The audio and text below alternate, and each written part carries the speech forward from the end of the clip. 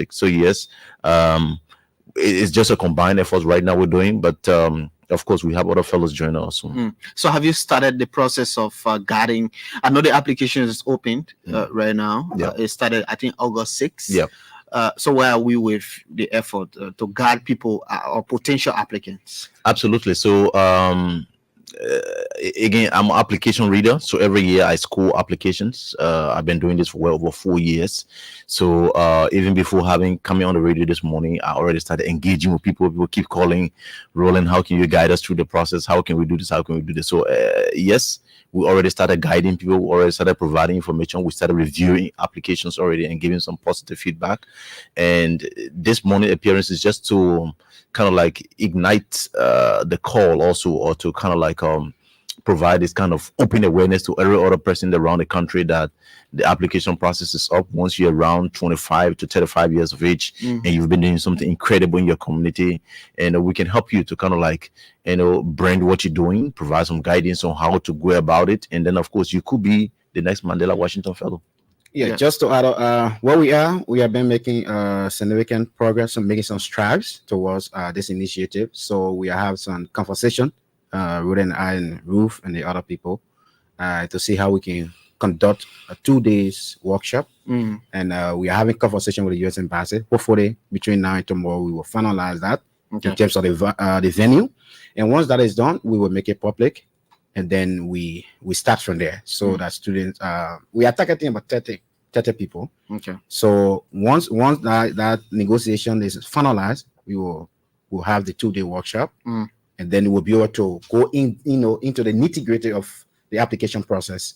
So that because there are some techniques, tricks. Okay. And as he already said, he's a reader. I'm also a reader of as an examiner, you know exactly how to guide people because you have the experience and the expertise to be able to provide it. That is every direction. So we are looking forward to helping many Liberians. And the reason we chose the radio station too is because statistically we have less than 8% of our of Liberians who are internet users. Okay. And so even if you write on the internet now, many people in Grangida, Nima County will have the opportunity to read. So the radio station serves as a bigger platform to be able to convey such an incredible message to the people of Liberia. So Vafla, I just wanted to add quickly that although we are application readers, I've been reading since 2019. So pretty much close to 4 years or 5 years now. But it is good to also add that we don't read for Liberia. So like, for example, when after the entire Mandela Washington Fellowship application process, they will, for example, take people from Ethiopia, people from Kenya, people from Tanzania, they send their application to you in Liberia, and then you read it. The issue is intended to make sure that we take care of our own biases. Because if, for example, you have to give me an application from Liberia and I see Vafle Kamara, I say, well, I'm my brother. There's a tendency that maybe I'll just want to score him, and push into the interview stage where maybe he does not even merit it. But if they take you, for example, people from Kenya, people from Tanzania, people from different countries, they give the application to you, then of course you're in a very much more objective situation. And what it used to be like, for example, is that they used to put the applicant name on it, but now they've removed the applicant name on it, and now they code the application. So if you have Vafle Kamara, they call you like 00Q1F3. Something like that is Vafle Kamara. So I'm actually scoring for you, but I don't know who you are, I don't know your name and nothing of that nature. So you just know about that kind of code. I just wanted to make sure that we add a small part to it too. Okay. Yeah, so it's more like a peer review. Yeah. So while I mean the myth here is some Liberians believe that Liberians we don't really benefit from these international competitive international processes. We doubt our chances before we even apply for it. Sure. Is that a reality that we don't compete, and why should we take advantage of these issues? That is a reality. The thing is that most people believe that, for example, the people already know who they won. We got that kind of mindset. Yeah. That why apply for this thing? The people already know who they want to work with on us and all stuff and thing. And the other thing is that self-esteem. We don't have that kind of belief in ourselves. We just feel that okay, you know what, my man, I think we'll not even make it. And back of what too, we don't want to go through the rigors of reading, writing, editing, sitting, proofreading, all that stuff and thing.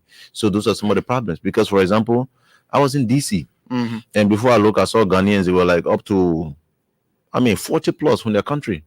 And in our cohort, we're only 17. So I was asking myself the hard question. Is it because the population of Ghana is much more than Liberia, or is it because Ghana is more developed than Liberia? Then the answer is just very simple. That you had more Ghanaians writing, you have more Ghanaians applying for the program, you have more Ghanaians sitting, editing, reviewing your application than we Liberians would do. So that's the thing about it. So we encourage all Liberians to go and grab these international opportunities. So a lot of opportunities on the internet. For example, the Community Solution Program just ended. How many Liberians apply? Just very few.